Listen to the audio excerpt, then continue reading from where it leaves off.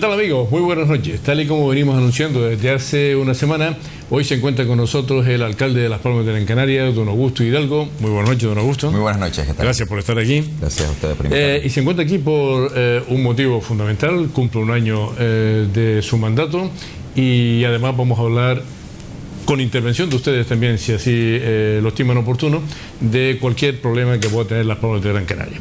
Así que, don Augusto, empecemos primero por el resumen, aunque hay un tema muy importante como es las ayudas para la vivienda, el IBI social, pero como más o menos un año, ¿qué podemos hablar de este un año y un mes? Un año y un mes. Y un año y un mes.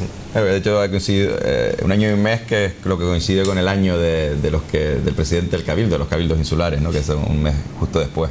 Pues sí, efectivamente, llevamos un año, hemos pasado el año de mandato, y creo que la valoración que se puede hacer de la gestión de este gobierno se describe en términos de solidez, de estabilidad, de un gobierno que es plural, porque esta es una realidad incuestionable, un gobierno formado por 3 fuerzas políticas, pero que hasta ahora han sabido mantener una posición unánime en la toma de decisiones. Esto era importante porque se intentaba transmitir por otros el que esto no iba a ocurrir, y yo creo que esto ha sido determinante. Que ha tenido como correlato nada más empezar el tener elaborado un presupuesto.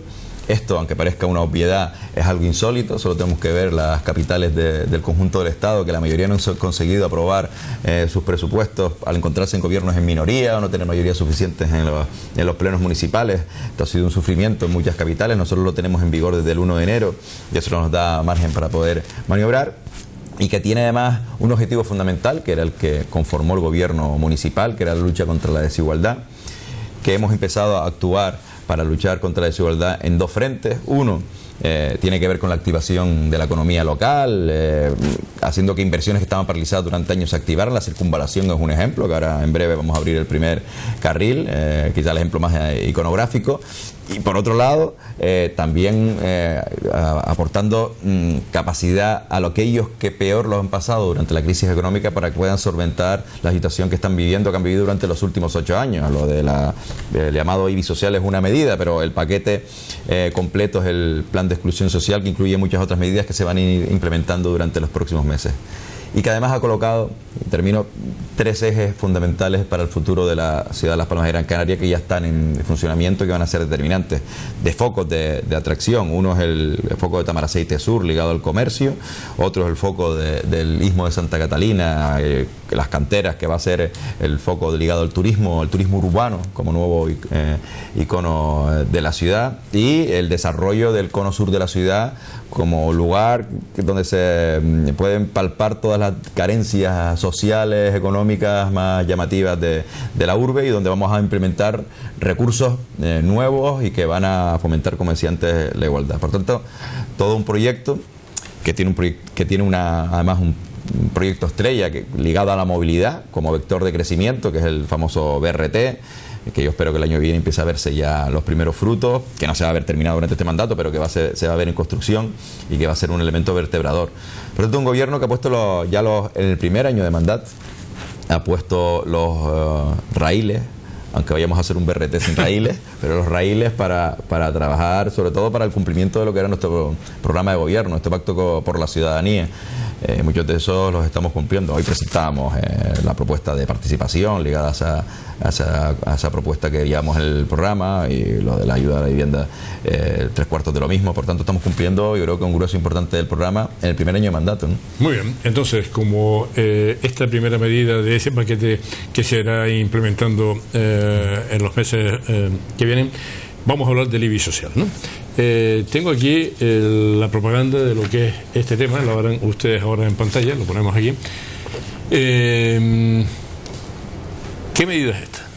Pues bueno, esto es una medida que tiene como objetivo ayudar a aquellas personas que lo están pasando mal en la ciudad de Las Palmas de Gran Canaria.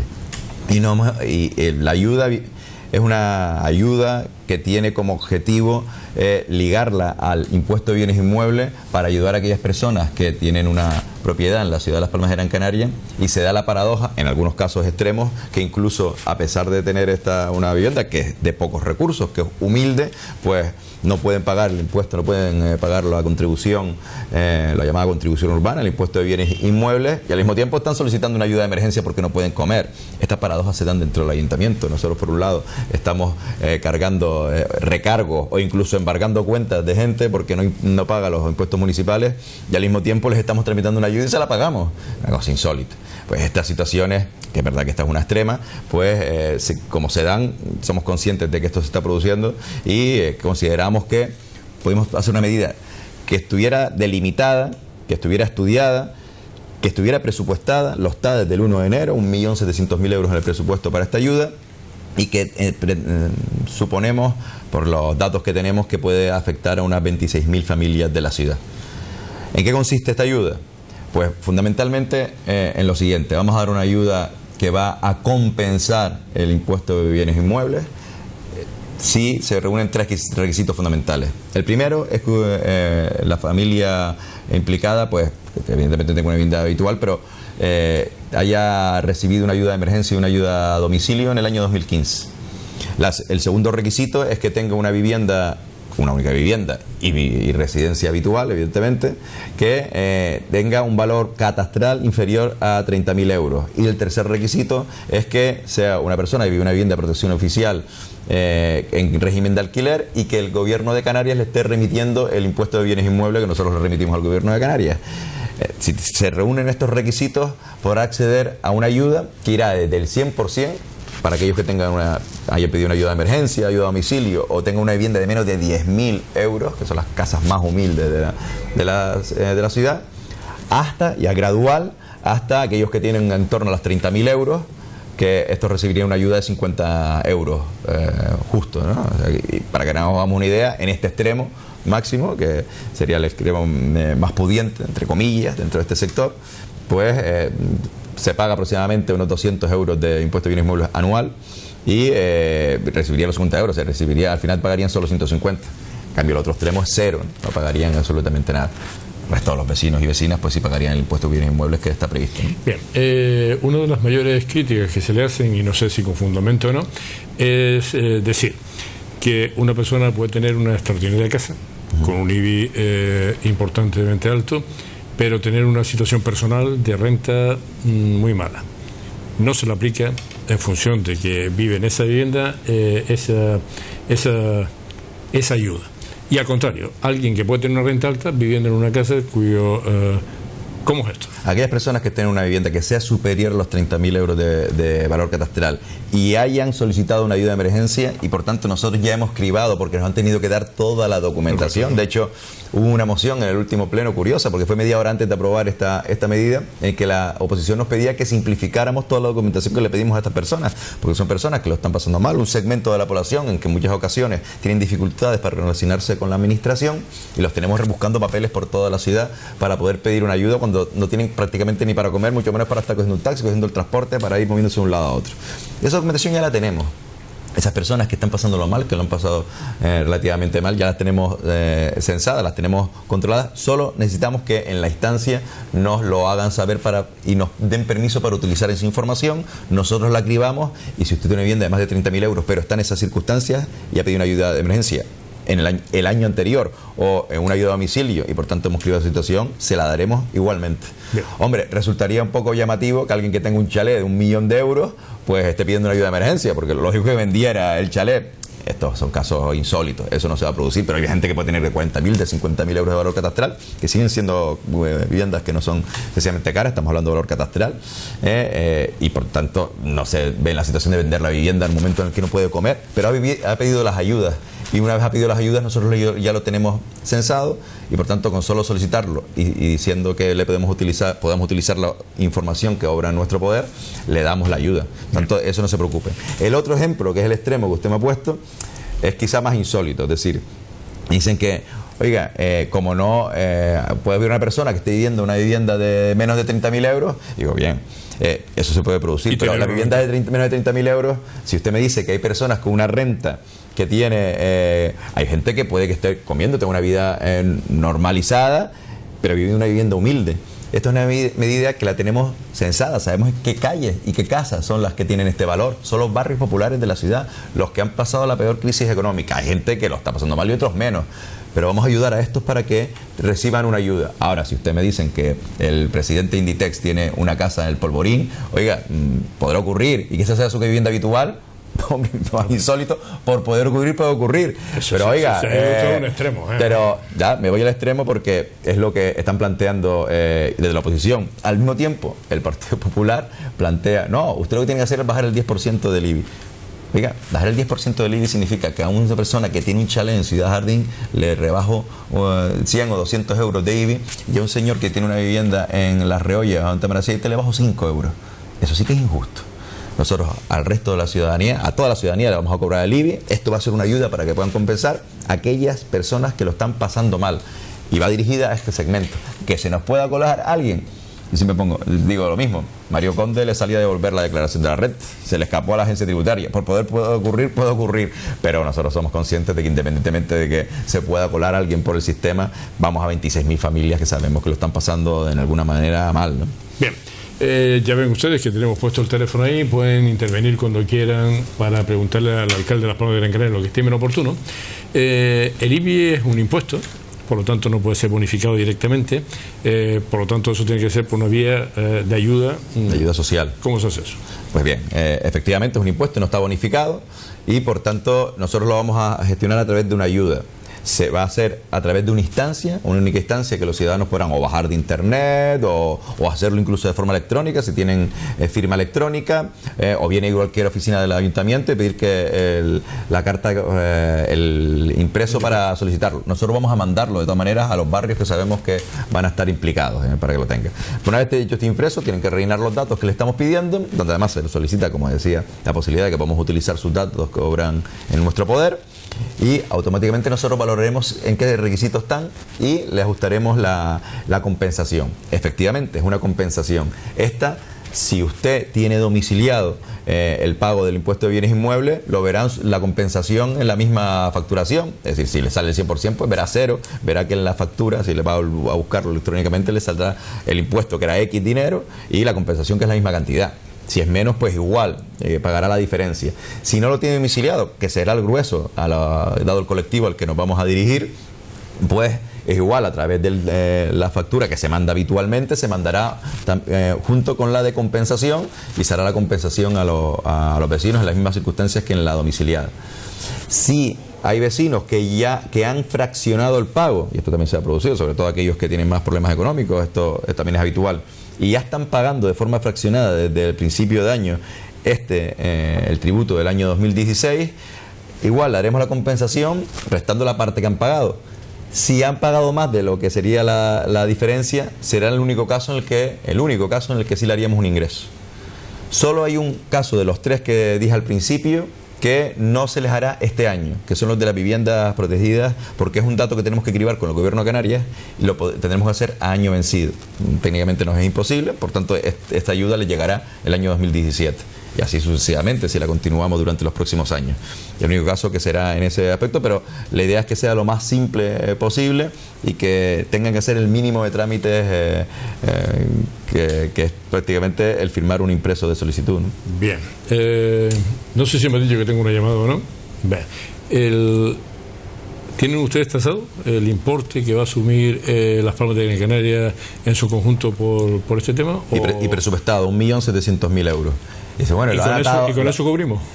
Nosotros entendemos que sí. Si no fuera así, ampliaríamos esta partida, pero es probable que nos sobre dinero porque efectivamente la parte de las viviendas de protección oficial, que calculábamos que eran unas 1.600 viviendas que van a verse afectadas, pues como lo vamos a pagar el año siguiente, esa partida se va a quedar inutilizada durante este año.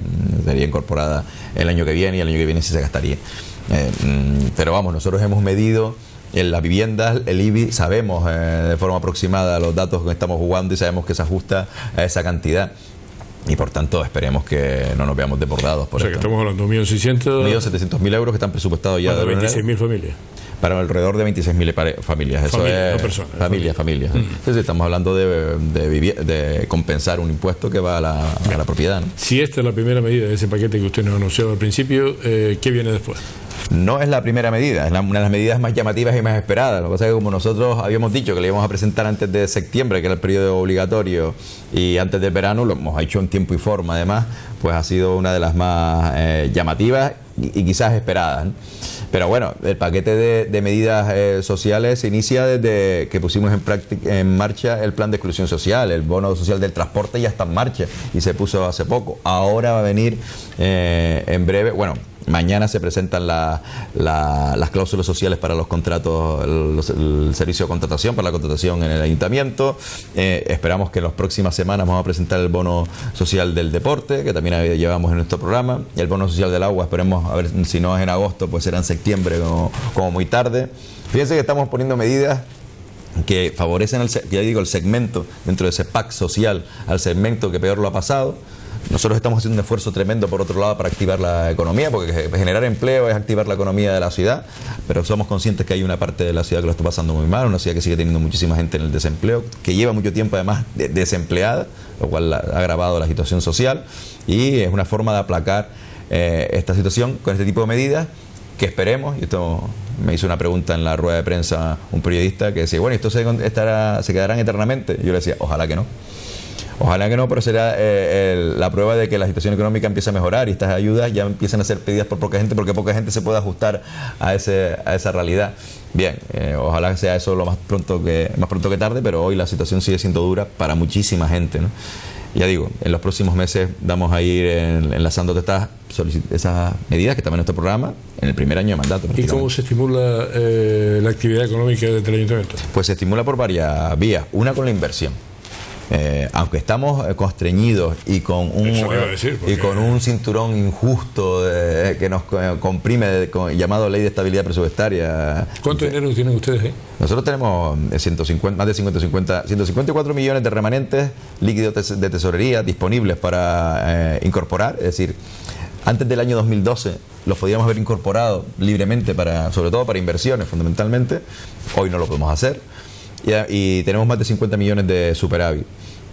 Fundamentalmente porque la Ley de Estabilidad Presupuestaria establece un techo de gasto que nos genera un superávit a nosotros y casi todas las administraciones que están en unas condiciones económicas buenas, porque presupuestamos menos gastos de los ingresos todos los años. Este año igual, y se van cumpliendo. Incluso estamos mejorando los ingresos, pero solo podemos gastar lo que nos permite el gobierno. Esto es tremendo porque necesitamos inyectar recursos a la economía, no nosotros, todas las administraciones, para activar la economía y que se genere empleo, que es lo que el mayor fuerza para acabar con la desigualdad. Pero eso no lo pueden utilizar. Bien, no, lo vamos a utilizar. ¿Y cómo lo vamos a hacer? Pues existe una vía de escape, que es en la Ley de Estabilidad Presupuestaria, que es una disposición adicional que increíblemente el gobierno anterior no puso en marcha y lo podía haber hecho, que están utilizando muchísimos ayuntamientos, miles de ayuntamientos de España, y que son las inversiones sostenibles. Mi idea es poder, aquí a final de año, porque tiene unas restricciones, que lo tienes que hacer en un año, son obras que tienen que ser muy medidas y además en unas partidas muy específicas. Vamos a hacer inversiones probablemente por valor de de 10 millones de euros de aquí a final de año, utilizando remanentes de tesorería que se van a emplear en todo tipo de inversiones productivas, todas. Deberíamos estar utilizando también el ICTE. Desgraciadamente, ya creo que con el decreto se ha firmado este lunes y difícilmente lo máximo que vamos a hacer seguramente es justificar facturas que, bueno, nos van a hacer generar una buena tesorería, pero no van a generar mucha inversión nueva seguramente de aquí a final de año, porque se han retrasado demasiado en este debate. Bien, por lo menos ha salido el decreto, espero que el año que viene lo podamos hacer. Y activando, como decía al principio de mi intervención, cuando me dijo que hiciera el resumen, activando la economía con medidas ingeniosas como lo hicimos con la circunvalación. La circunvalación llevaba 4 años parada, totalmente parada. Y lo que hicimos es sentarnos las 3 administraciones implicadas, deberían ser 4, la que ponía el dinero, que es la del Estado, que no se sentó a la mesa porque no pone dinero, dejó de dar el dinero para la circunvalación, y dijimos, oiga, hay un convenio que existía entre el Cabildo y el Ayuntamiento de Las Palmas de Gran Canaria por unas inversiones futuras. El Ayuntamiento, nosotros inicialmente renunciamos a esa inversión con la idea de que el Cabildo financie al Gobierno de Canarias y se ponga en marcha las obras de la circunvalación. Y así lo hicimos, y ha funcionado. En Tenerife no lo han hecho, no han sido capaces de mover su anillo insular, porque no sé si no había esos convenios con el Ayuntamiento. Nosotros hemos utilizado los instrumentos que teníamos. Esa activación económica en el sector construcción ha generado que ese sector sea el que más empleo está generando en la ciudad de Las Palmas de Gran Canaria en el último año. 3.000 puestos de trabajo nuevos en el último año. 3.000, Ahora le voy a preguntar algo más sobre eso, pero tengo una llamada que quiero coger. Hola, buenas noches. Hola, buenas noches, don Juan Carlos. Buenas noches, señor Hidalgo. Sí. Buenas noches, soy una vecina del Lomo Apolinario y la verdad que me gustaría saber para cuándo se va a arreglar la calle Ana Benítez. Y después también cómo va la obra de la calle Carmen Quintana que da a la calle Nicolás Monche, porque ahí han sacado una cantidad de tierra y eso ahora está parado. No sé si es que hay algún problema, porque claro, nosotros vivimos justo encima, igual salvan las viviendas de abajo y las de arriba pues a lo mejor vamos a tener algún problema. Y otra cosa, yo no entiendo cómo en una calle tan pequeña han dado un permiso de ocupación de la vía para que entren camiones de 12 metros con unas vigas enormes que lo han puesto debajo de mi ventana, con el peligro de que esa grúa pueda moverse, haya un error humano y mi edificio, porque yo estaba justo debajo de mi balcón, vaya abajo. Muy bien. Bueno, con respecto a Loma Apolinario y Ana Benítez, después del verano nuestra idea es que estén las obras para solucionar el problema. Hemos tenido unas restricciones que las que comentaba antes desde el punto de vista presupuestario, que vamos a solventar, y lo vamos a solventar de manera muy ingeniosa, porque si no, con la ley de estabilidad presupuestaria no podríamos haber movido ni una piedra de ningún muro que se haya caído en una situación de emergencia como fue las lluvias de noviembre pasado. Es curioso que usted me diga esto. Esta mañana está en el Cabildo y quejándose de la misma situación por la que está comentando ahora mismo. Ellos desconocían esta forma de aplicarlo. No lo desconocen porque yo le he escuchado al consejero, a lo mejor algunos consejeros no lo conocen, pero yo le he escuchado al consejero de Economía y Hacienda del Cabildo decir que iban a utilizar recursos del Cabildo por esta vía también, porque creo que ellos también la pueden utilizar, aunque sean una institución insular, porque son una administración local. Y ya digo, a mí me llama profundamente la atención, la primera reunión que voy de la FEN, de la Federación Española de Municipios y Provincias, cuando veo los documentos de análisis económico, mi manía de leérmelo todo, pues observo que se hace un análisis sobre las inversiones que habían hecho todos los ayuntamientos de España el año pasado, porque esta ley es del año 2012, pero esta disposición adicional está como mínimo vigente desde hace un año mínimo. O sea, el periodo anterior se podría haber utilizado. El gobierno municipal de Las Palmas de Gran Canaria no lo quiso hacer. De hecho, no tenía ni procedimiento. Hemos tenido incluso que mandar a hacer cursos a varios técnicos de la casa para que supieran cómo se hacía, cuando otros ayuntamientos lo estaban utilizando. Hay que leerse la ley hasta el final, hasta las disposiciones adicionales, aunque sea una ley injusta. Pero ya digo, este tipo de medidas, y la ciudadana se queja con razón, es increíble que tengamos recursos y no podemos utilizarlos, que tengamos liquidez y estén en los bancos, porque nos lo impide la ley. Por esto de que hay un déficit a nivel estatal y España incumple, pues tenemos que apretarnos el cinturón. Pero vamos a cumplir, no nos dejan utilizar ni una partida que es obligatoria, que es la de emergencia. Esto es curioso, pero para medidas de emergencia como uno puede entender que son los muros caídos por una lluvia, pues tampoco nos dejaba la norma utilizar esta medida de emergencia, poco menos que tiene que estar el muro cayéndose encima de una vivienda para que lo podamos utilizar, y a veces ni así, pero hemos buscado la vía para que se solucione. Lo otro de la ocupación de vías lo desconozco. Hay un procedimiento arreglado para la ocupación de vías en el ayuntamiento a través de tráfico, y la verdad es que desconozco el caso concreto, pero bueno. Hola, buenas noches. Hola, buenas noches. Buenas noches. Sí, bueno, después de la actuación que ha llevado usted a cabo en un conocido centro comercial porque carecía de medidas de seguridad, ¿sabes? Sobre el cierre, ¿no piensa tomar medidas similares con esos locales comerciales de negocios regentados por ciudadanos chinos? Parece ser que la mayoría carecen de extintores contra incendios. Y aquí yo he llegado a una conclusión, una de dos: o no tienen licencia de apertura, o la tienen, pero ilegalmente. ¿No piensa? Eso es una, y luego la otra, dentro de un mes, como sabes, son las fiestas de San Lorenzo. O sea que la noche del día 9 de agosto, son los fuegos. Sí, van miles de ciudadanos caminando hacia el barrio. Cuando haga usted la presentación del programa de actos, que me imagino que la hará usted o Inmaculada, ¿no podrían hacer un llamamiento a la ciudadanía, a los que vayan caminando, recordarles que hay que llevar chalecos reflectantes? Muy bien. Caminando por carretera. De acuerdo. Le contesto ahora. Bueno, con lo segundo, lo que hacemos es un plan de seguridad, porque se cortan las vías principales, porque como me todo señalado, y se corta la vía principal de acceso a San Lorenzo unas horas antes del inicio de los fuegos, y esto está medido. Entiendo, aunque esta no es estrictamente mi especialidad, pero entiendo que las personas que ya están andando por las vías cortadas no tienen que ir con los reflectantes. Pero bueno, ya digo, hay un plan de seguridad específico y profesional hecho por los responsables de seguridad del ayuntamiento. Con respecto a los locales, nosotros vamos a actuar, de hecho se nos ha acusado de actuar con demasiada dureza, cuando existan denuncias. El caso del centro comercial que está refiriéndose además es una batalla de denuncias entre empresarios en esta cuestión, y además los funcionarios terminan en una situación incómoda porque sienten la presión de que parece que son ellos los que cierran los locales, pero ellos cumplen la ley, y después hay otro empresario que denuncia, y además, y si no denuncia al funcionario, y tenemos denuncias contra funcionarios por no ser expeditivo a la hora del cierre de locales. Si hay locales que incumplen la normativa, pues debería que se denuncie. Ahora, con respecto a esos locales comerciales que usted está nombrando, que son genéricos, pero que afectan a una comunidad concreta de la ciudadanía, hay algunos mitos también. Yo recuerdo, porque yo soy experto, soy técnico en salud laboral, o sea, ha sido mi profesión durante años también, y como habla de los botiquines, esto lo hablaba con el jefe de la inspección de trabajo, con el que he colaborado durante muchísimos años en mi profesión, y me decían, es curioso, es decir, mire que vamos con la inspección de trabajo de este tipo de locales, hay un mito alrededor, cumplen con la normativa, tienen sus botiquines, están todos dados de alta. Puede haber casos, como ocurre en cualquier local de la ciudad. Cuando esto ocurra o se crea que ocurre, yo lo que insto es que se denuncie, por supuesto. Hola, buenas noches. Hola, buenas noches. Quería comunicarle al señor alcalde que cuando el distrito 1 deja de ser marginado, ya que tanto la Guagua 13 como la gente de Lazo, Zárate, Casablanca, a partir de las 12 de la noche no hay transporte público. 2.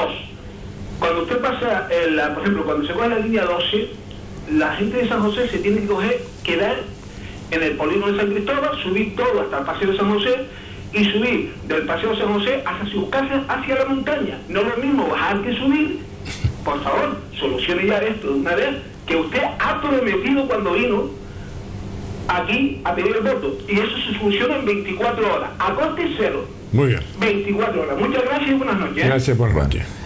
¿Conocía el problema este? Lo conozco, todo el Cono Sur, se modificaron las líneas de guaguas, había algunas que, había verdad que horarios que no se cumplían desde siempre, pero hay líneas de guaguas que se modificaron en el anterior mandato, siguiendo una estrategia distinta, teóricamente más comercial y mejor para los números finales de la empresa Guaguas Municipales. Una de las instrucciones que está dada y que se está haciendo el estudio ahora es para volver a modificar todas las líneas. Hay barrios, sobre todo de otras zonas de la ciudad, de otros distritos, que no es el del Cono Sur, donde ya se han modificado algunas líneas en connivencia con los vecinos, y hay una orden expresa, además del concejal de movilidad y presidente del Consejo de Administración de Guaguas Municipales, para que la empresa, que ya está estudiando la modificación de las líneas, para que tenga el menos impacto, porque no queremos volcar a pérdidas las cuentas de Guaguas Municipales, porque es una empresa de todos, pero al mismo tiempo estamos dando un servicio público y soy consciente de que esta realidad es así. De todas maneras, nuestro proyecto estrella es el BRT. El BRT va a tener una especial incidencia en el Cono Sur, primero porque va a tener su salida y su estación principal en la zona del Cono Sur, y va a tocar todos estos barrios que actúan, es verdad, tienen una configuración muy específica, en diente de parece un cepillo, ¿no? Como se llegó a definir en algún momento, porque son zonas de fondo de saco que se conectan con la zona baja de la ciudad. Y lo que tendremos que hacer, y esa es la idea, es que cuando tengamos una vía de movilidad rápida que pase atravesando todo lo que es la Vega San José, pues haya vehículos de conexión directa con las estaciones, que son estaciones específicas y distintas a las que conocemos en la actualidad, muy parecidas a los de los tranvías, bueno, iguales que las de los tranvías, que van a alimentar al BRT. Ese es el proyecto a medio plazo, y que va a empezar a ponerse en práctica, y vamos a empezar a construir, espero, incluso estaciones, espero que a partir del año que viene, es lo que estamos trabajando. ¿Ya tiene la financiación? Vamos a firmar, y yo espero que se haga antes de final de año, como muy tarde a principios del año que viene, con el Banco Europeo de Inversiones, que ha estado aquí ya, porque curiosamente hay un canario representando el Banco Europeo de Inversiones para el área española, curiosa, y de la isla de Gran Canaria, pero bueno, esto ha sido una casualidad. Han estado aquí ya con nosotros, les encanta el proyecto del BRT. De hecho, va a ser el primer proyecto del Banco Europeo de Inversiones de inversión en Canarias, y se va a endeudar con esos recursos de vía muy blanda, porque son financiación blanda de la Unión Europea, para financiar 50 millones de los 100 millones. Los otros los están buscando. Nosotros tenemos recursos para poderlo pagar. Lo que pasa es que no nos dejan. Ahora, tenemos recursos para iniciar los proyectos, ya los estamos iniciando. Bien. Y yo espero que en el largo plazo los otros 50 millones, como se pagó el tranvía de Tenerife, 320 millones de euros pagados por el gobierno central, espero que en la próxima reunión y cuando tengamos gobierno central esto se tenga en cuenta, ¿no? Sí tenemos gobierno. Sí tenemos gobierno. Hola, buenas noches. Buenas noches, señor Tajín. Buenas noches. Muy buenas noches. Dígame. Al señor Hidalgo quiere decirle que yo los plenos del ayuntamiento y me hice una foto con eso y llegó Domingo Martí y estoy esperando esa foto. Aparte de eso, le voy a decir otra cosa más. Los padres de Tajín saben que yo soy del Partido Socialista, pero de siempre, de Felipe González. Ahora le voy a decir otra cosa más. ¿Por qué le han dado a las trabajadoras sociales los trabajos? Y hay familias enteras como en mi casa, que no hay nadie en mi casa trabajando. Bien. Maltratando a la mujer y en mi casa toda mi hija parada, todo. Bien. Le contesto ahora, ¿le parece bien? Sobre lo primero, la verdad es que no sé quién tiene la foto, pero estoy convencido de que si va o vuelva a pasar por uno de los plenos y se lo dice y nos lo hace llegar, pues se lo daremos, pero eso es la anécdota. Pero con respecto a lo otro, sí es verdad, la situación social que decía antes sigue siendo calamitosa en muchas familias, donde además se concentra un desempleo que afecta a todos los miembros de la unidad familiar. Eso sigue siendo casi crónico en algunos casos en Canarias. Por eso nos sentamos anteayer los 4 alcaldes y alcaldesas de las 4 grandes ciudades de Canarias con el presidente del gobierno para decirle que hay una realidad urbana especialmente que tiene que ver con esto que acaba de expresar el señor, que se está cronificando en las grandes urbes. Esto es normal, cuando hay una crisis económica importante la gente huye por desesperación a las grandes ciudades, a los grandes núcleos urbanos, porque piensa que hay más oportunidades. En ocasiones lo que se encuentra es un ambiente hostil, porque lo que es la cobertura familiar y el entorno más cercano de una zona rural, pues no lo encuentran en las zonas urbanas, aunque tengamos más infraestructuras para atenderles y tenga la administración más cercana, pero esa realidad se ha constatado y tenemos una realidad, una situación producto de 7, 8 años de grave crisis económica dura. 50.000 parados durante casi 2 años sin bajar las cifras en una de estas ciudades es terrible. Bien. Ahora está empezando a mejorar, pero por eso estamos actuando sobre este segmento de gente con distintas ayudas de todo tipo para que puedan estar en igualdad de condiciones que el resto de los vecinos, ¿no? ¿Usted siente que había que activar la iniciativa empresarial? Hay que activar el nivel de inversiones, generar empleo para que la gente tenga un mejor nivel, pero eso está muy bien desde el punto de vista del ayuntamiento en las inversiones que usted anuncia por parte de la institución. Sin embargo, tiene usted un concejal de urbanismo que por las manifestaciones que hace está más bien en contra de los empresarios, ¿no? Bueno, pero esa puede ser la sensación que algunos intentan transmitir por la forma de ser de Javier Doreste. Javier Doreste yo creo que está haciendo un magnífico trabajo desde el punto de vista del urbanismo. Y voy a poner un ejemplo que creo que es demoledor, aunque esta palabra no sea muy apropiada para el ámbito de lo que estoy hablando, sino todo lo contrario. Las 2 medidas, yo creo que más importantes que se van a tomar desde el punto de vista del planeamiento, que suele ser el instrumento más potente que tiene un concejal de urbanismo en las manos, se van a tomar. Y además se van a tomar con el beneplácito de los empresarios, incluso de la construcción y de la ciudadanía en general. Y es el Plan especial de protección de Vegeta Triana y el que va a ir detrás, que también es parte histórica, que es el de Perojo.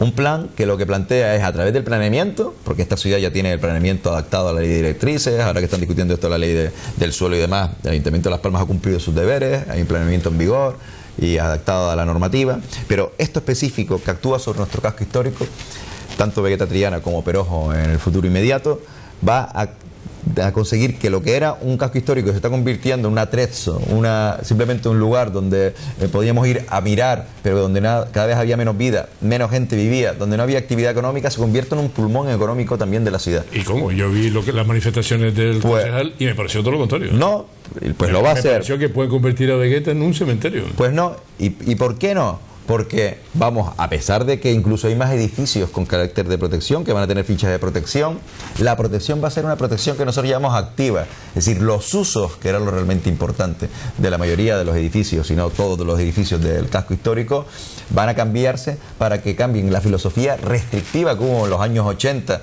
de que se pensaba que haciendo unos usos muy restrictivos de las edificaciones históricas de la ciudad se garantizaba su protección, y se ha demostrado que no, que se terminan abandonando y en ruinas al final destruyendo, dándole usos posibles que se pueden realizar con la actividad económica actual, pues darles vida y se puedan convertir en domicilios, en hoteles, cualquier de los edificios históricos de la ciudad, que se pueda vivir en las zonas bajas de esos edificios, que prácticamente estaba prohibido en casi todos los edificios históricos de los barrios históricos de la ciudad de Las Palmas de Gran Canaria, y la gente vuelva a vivir o vuelva a poner comercios, más allá de los estrictamente de hostelería, que eran los que habían proliferado, en el casco histórico de la ciudad.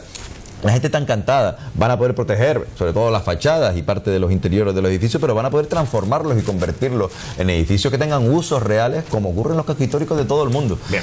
Eso va a ser determinante, y eso vamos a ver que tiene un efecto económico para la ciudad en el medio y largo plazo, sobre todo para atraer visitantes, que eso es algo clave en este momento. Hola, buenas noches. Hola, buenas noches. Buenas noches. Buenas noches, señor Hidalgo. Muy buenas noches, ¿qué tal? Bueno, en primer lugar, se me hace raro ver a un alcalde con las líneas abiertas y poderle preguntar algo que parece que no y no estaba en uso. Me parece perfecto que el pueblo hable directamente. Lo segundo, por favor, es decir, usted tiene un día y unas horas para recibir al pueblo, para que el pueblo directamente, con la cabeza visible del ayuntamiento, pueda expresarle al alcalde de qué carece, de lo que carece y cómo se le puede ayudar a personas. Se lo digo porque hace 5 años que vivo en un furgón, que estoy muy abandonada por todos los estamentos que tienen que resolver el problema que yo tengo, que estoy con la ley de dependientes, soy dependiente, y que ya la verdad que la vida para mí como que no vale nada, pero también como que no puedo dormir pensando en todos los que se pueden mover y no se mueve, pues llegar hasta usted es una odisea. Gracias y buenas noches. Buenas noches. Vamos, mi intención es la de poder intentar recibir al máximo de gente posible. Lo estamos haciendo, estoy recibiendo gente todas las semanas, incluso en algunos casos cuando veo que se desborda, porque la dinámica de solicitudes de visita pues estaba en torno a los 50 diarias, materialmente imposible que pueda recibirlos absolutamente a todos. Algunas las derivamos a los concejales, pero soy consciente de que mucha gente está en cola esperando poder recibirme, incluso visitas institucionales que tenemos que aparcar porque la agenda es imposible de abarcar todas las horas que nos gustaría. Así todo lo estamos intentando hacer. Y en cualquier caso, un caso como el concreto de usted, si además si deja los datos aquí en la emisora, nos pondremos en contacto con usted, ya sea yo o uno de mis colaboradores, para intentar ver cuál es la situación concreta que usted está viviendo. Intentamos responder absolutamente a todo el mundo, tanto en las redes, en mis redes directamente, como en las redes institucionales del ayuntamiento. Además, creo que, y eso lo han reconocido incluso a nivel nacional, creo que soy el segundo alcalde de toda España en respuesta en las redes a los vecinos y vecinas.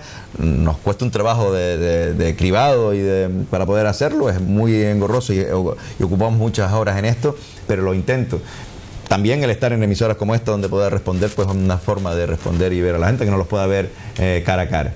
Lo intento, a veces incluso cuando no puedo recibir a mucha gente, les hago llamadas telefónicas, hablo con ellos vía personal. Esto lo estamos intentando hacer de la mayor forma posible para que llegara al máximo de gente de la ciudad, aunque soy consciente de que hay gente que desgraciadamente está en una lista y no llega a ser referenciada por mí. Pero mi idea es recibir al máximo de gente, porque yo entiendo que la gente tiene que ver al político y poderle expresar sus carencias, sus necesidades, o recriminarle lo que estime conveniente. Para eso está la... Por lo tanto, señora, nos vuelve a llamar, mi compañero le toma los datos y vamos a coger esta última llamada. Llevamos 40 minutos con el alcalde de Las Palmas de Gran Canaria, vamos a estar probablemente del orden de 10 minutos más.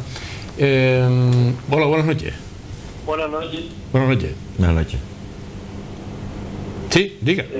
Llamo desde el pueblo de Denoya, que parece que usted nunca ha querido venir al pueblo de Denoya, al pueblo del Distrito 5. Tenemos una carretera que volverá al cementerio y ya desde nuestra asociación de vecinos ya hemos tenido constante ya con todos los partidos políticos, pero falta usted que vea esa carretera porque el señor Doreste no nos da contenta ninguno. Bueno, yo supongo que se están refiriendo a la carretera que se hizo anexa con la obra de la circunvalación. Y hemos llegado a un acuerdo, y esto lo ha hecho el señor Doreste también como concejal de urbanismo, junto con la consejera de Obras Públicas del Gobierno de Canarias. Además, de forma solidaria nos están planteando, y con un acuerdo en que nosotros además pondremos recursos porque tampoco sale gratis. Es verdad que es una obra que los vecinos están encantados porque les puede facilitar el acceso al barrio, que era una obra efímera, es decir, era para la circunvalación. Cuando terminara la obra estaba previsto destruirla. Y nuestra idea es, aunque tenga un coste, porque tendrá un coste seguramente, porque al no destruirse tendremos que pagar la propiedad y por tanto seguramente habrá alguna expropiación, veremos cuál, pero nuestra idea es que se mantenga y que no se destruya. La circunvalación no ha terminado y por tanto sigue siendo una vía de servicio de los camiones y por tanto seguirá cerrada hasta que no cerremos por lo menos el tramo principal que afecta al barrio de Tenoye. Al pueblo de Tenoye. Y por tanto la idea, y esto está acordado con el Gobierno de Canarias, y si no hay sorpresas, es que cuando terminen toda esta gran infraestructura, esto se quede para que los vecinos la puedan utilizar. Mientras tanto lo están utilizando los camiones de servicio y hasta que el Gobierno de Canarias no la convierta en una carretera, ¿no? Propiamente dicha y no simplemente una red específica de obra, ¿no? Por lo tanto, eso sí lo estamos trabajando, lo está haciendo el concejal de urbanismo, y les puedo garantizar que yo he ido en multitud de ocasiones a Tenoye, y como estoy intentando hacer con los más de 120 barrios de la ciudad, estoy yendo todas las semanas a visitar algunos, son muchos. Todos los he visitado ya, pero en mi vida, porque soy de esta ciudad, he nacido en esta ciudad y la conozco, pero como alcalde voy a intentar llegar al máximo de barrios posibles, 1, 2 y 3 veces, las que sean necesarias. Usted tiene el talante que tiene además el don de la comunicación, se expresa correctamente, llega a muchísima gente. Esta queja que nos dice el televidente sobre el concejal de urbanismo no es la primera vez que la oigo, en esta misma casa, en el sentido de no recibir a gente o no atender a la gente. Yo entiendo lo que tiene usted que hacer, porque al fin de cuentas el concejal de urbanismo lo ha puesto usted ahí, pero a lo mejor esa fuerza con la que usted quiere hacer llegar esa cercanía con todos los ciudadanos, hay concejales que no le siguen, Bueno, yo soy consciente de que estar en una responsabilidad de gobierno, incluso concejal, yo he sido concejal, es compleja. Y además te come el día a día. Si como alcalde me come toda la agenda, lo normal es que las solicitudes además, sobre todo en un área de urbanismo donde esto es lo habitual, pues sea complicado recibir a todo el mundo. Pero me consta, y esto lo puedo confirmar, que el concejal de urbanismo está recibiendo a la gente. Es verdad que tiene una lista de espera que seguramente casi tan grande como la mía, y habrá un montón de gente que está esperando que lo reciban. Y se podrá estar más a favor o en contra de cómo se expresa el concejal de urbanismo. Pero hasta ahora el concejal de urbanismo de la ciudad de Las Palmas de Gran Canaria está cumpliendo con los objetivos que nos marcamos este gobierno de progreso para atender a los más desfavorecidos de la ciudad, y está al mismo tiempo poniendo en marcha medidas que otros jamás hubieran pensado o hubieran previsto que no hubiera pasado con un concejal de Podemos. Porque entiendo que la gente lo etiqueta como un concejal de Podemos porque es un concejal de Podemos, y creo que lo está haciendo bien, como el resto del equipo. Esto es un gobierno coral, con 3 fuerzas políticas, pero lo fantástico es que no se nota que somos 3 fuerzas políticas. Y yo creo que eso es lo estupendo de este gobierno. Vamos a una y yo creo que lo estamos haciendo bien. Más allá de que yo soy consciente de que hay gente que a lo mejor está en una lista de espera para ser recibido por un concejal y a veces cuestan. Esta entrevista con el alcalde de Las Palmas de Gran Canaria, con don Augusto Hidalgo, tenía varios objetivos. El primero, bueno, uno de ellos era que ustedes pudiesen contactar y además ver el nivel de conocimiento que tiene de los problemas de la ciudad el propio alcalde, como así ha quedado perfectamente constatado, y también hablar sobre el IBI social, que era, digamos, la gran medida que queríamos hacerle llegar a todos ustedes. Pero antes de hablar, cerrando, del IBI social, la situación en España. Usted es diputado, usted es Pedro Sánchez, y usted dice, oiga, se va a abstener. ¿Usted se abstendría? Yo no me abstendría. No. Si me pregunta, yo no estoy en el Comité Federal, pero si me preguntan mi opinión, yo mantendría la posición que está defendiendo ahora la dirección del Partido Socialista, que es que ni por acción ni omisión hacer que el señor Rajoy sea presidente. Si consigue la mayoría del Parlamento lo será, va a ser el primero que sea, entiendo porque no creo que esta vez renuncie, como hizo hace 6 meses, a la investidura, sea propuesto por el jefe del Estado. Esto va a ocurrir, se tendrá que presentar y le votarán los diputados o no. Esto es un sistema parlamentario. Nadie está en la oposición, ni el gobierno hasta que el Parlamento lo decida. Es el sistema que nos dimos. Nadie por conseguir ser la fuerza con más votos está investido para gobernar. Es verdad que eso es lo que ha pasado en lo que llamamos de democracia con todos los gobiernos del Estado, pero en las comunidades autónomas y los ayuntamientos ya pasando con normalidad que gobiernos, incluso a veces la tercera o la cuarta fuerza gobierna. Es el sistema parlamentario de lo que hemos dotado. Si no lo cambiamos, yo estoy porque se debieran cambiar los sistemas para que la gente los entendiera mejor y se viera más representada, sin duda. Pero yo me abstendría. Y, digo, no me abstendría, votaría en contra. Si no consigue la mayoría, igual se gestiona otra mayoría que puede estar nucleada en torno a otro candidato. ¿Y por qué no puede haber un gobierno de progreso y de cambio en España? No lo hubo hace 6 meses, ¿por qué no lo puede haber ahora? Estuvo a punto de ocurrir hace 6 meses, debería ocurrir ahora. Bien, hemos iniciado hace 45 minutos esta entrevista y lo hemos iniciado con las ayudas para la vivienda, habitual, que es una medida del ayuntamiento, puesta en marcha por el alcalde de Las Palmas de Gran Canaria, y me gustaría terminar con ellos, por si acaso, entre otras personas, a lo mejor no han llegado al inicio, el IBI social, las ayudas, quién tiene derecho y cómo puedo obtenerla. Repito, para que, aunque está claro en la información que vamos a mandar a las casas, que estamos haciendo en publicidad, etcétera, aquellas familias que hayan recibido sus miembros una ayuda de emergencia o una ayuda a domicilio durante el año 2015, o bien que su vivienda habitual, su residencia habitual, sea de un valor catastral inferior a 30.000 euros, o bien esté en una vivienda social en régimen de alquiler en el que el gobierno de Canarias les remite el impuesto de bienes inmuebles, una vivienda protegida calificada de alquiler al que le remite al gobierno de Canarias el IBI, pues en esos 3 casos les vamos a dar una ayuda que compensará el pago del IBI desde el 100% hasta 50 euros. Y lo vamos a hacer por el procedimiento más sencillo posible, que es que solo tengan que presentar una instancia. Y esa instancia se la pueden bajar de la página web del municipal, o bien incluso de sus redes, o ir a cualquier oficina municipal y pedirla, o en algunos casos se la vamos a hacer llegar a su casa vía correo, o hacerlo vía correo web a través de la administración electrónica si tiene certificado electrónico, que sería la forma más cómoda incluso si lo pueden hacer. De la forma más sencilla posible con un único impreso y nosotros cruzaremos la información para dárselo. Aunque hoy tenemos la competencia de fútbol, ustedes, sí, tenemos una semifinal pero esto se repite después en fin de semana en 2 ocasiones. En este momento habitualmente tenemos 3 veces la audiencia que puedan tener los 2 periódicos locales de aquí, Canarias 7 y la provincia. Por lo tanto, teniendo en cuenta esas circunstancias, a esta cámara de aquí, me gustaría que a los ciudadanos de Las Palmas de Gran Canaria usted le mandara el mensaje de que estima oportuno.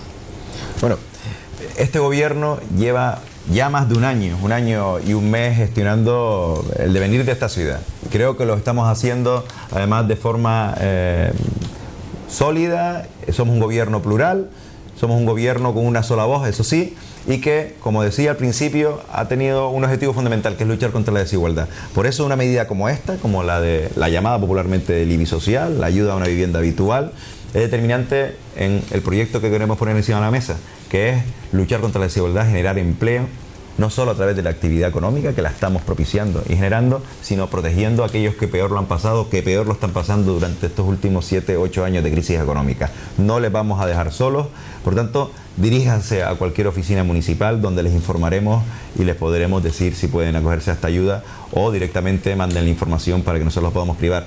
Ya digo, seguimos cumpliendo con lo que dijimos durante no solo la campaña electoral, sino sobre el acuerdo de gobierno que sustenta al gobierno de las 3 fuerzas políticas que están dentro del tripartito, cumpliéndolo antes de que termine la mitad del mandato y, por tanto, cumpliendo con nuestro compromiso. Don Augusto, muchas gracias por estar aquí esta noche con nosotros. A ver si lo traemos con más frecuencia, porque está claro que la gente está muy interesada en contactar con el responsable público correspondiente, y como decía la señora, no es habitual. Le agradezco mucho que haya aceptado la invitación nuestra. Gracias a ustedes por invitarme. Don Augusto Hidalgo, alcalde de Las Palmas de Gran Canaria. El Ayuntamiento de Las Palmas de Gran Canaria pone en marcha las ayudas para la vivienda habitual 2016. ¿Y quién se puede beneficiar? Pues todos los vecinos titulares de una sola vivienda, que sea su vivienda habitual y que hayan recibido las ayudas de emergencia o ayudas a domicilio en 2015. Los titulares de una única vivienda cuyo valor catastral no supere los 30.000 euros.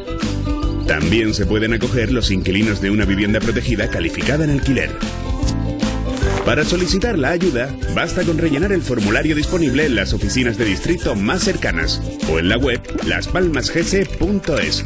Después se puede presentar online o en las mismas oficinas de distrito. Infórmate en www.laspalmasgs.es o llamando al teléfono del ayuntamiento 928 44 60 00. Ahora contamos todos. Las Palmas de Gran Canaria, toda una ciudad.